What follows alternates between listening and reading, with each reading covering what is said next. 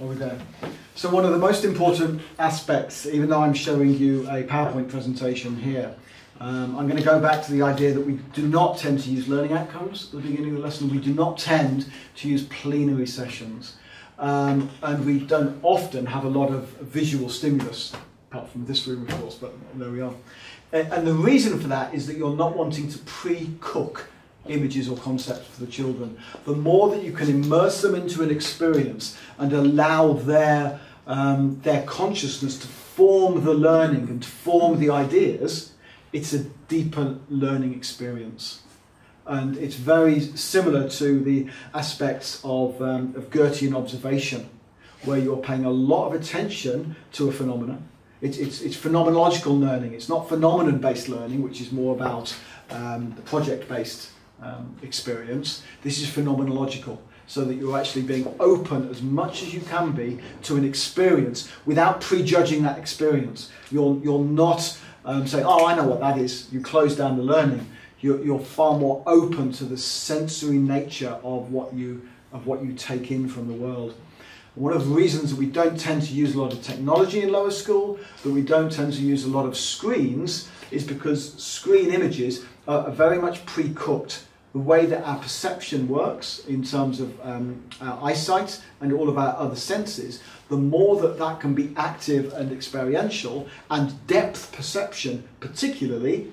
That's why the theatre is more effective than the cinema in terms of emotional content, because we're processing the information differently. It's also what we're trying to do in the classroom. And the other thing to say with that is the whole role of blocking in storytelling.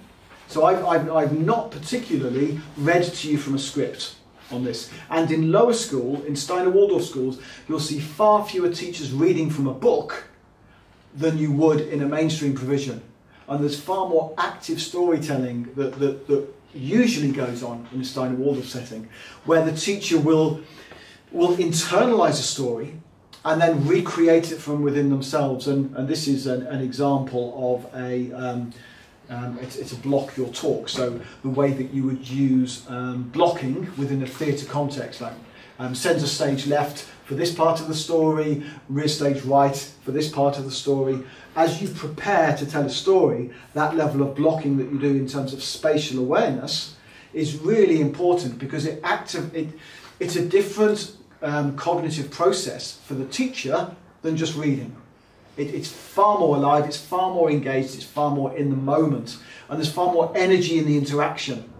And that's what you're aiming for as you tell something. If you could get engaged and passionate about it, then it's far more potent in being able to elicit a response and a connection with the children themselves.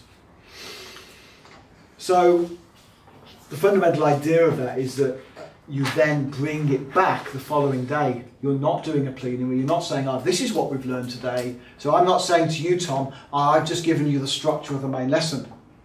If I define what I think you've learned, I'm really denying you the possibility over the course of tonight for one aspect to come through and to connect with something else in your experience and have some kind of aha moment. And it's that whole principle of you've got to let the images grow, and you've got to give the students the opportunity to bring them back tomorrow, because you can't judge what they are.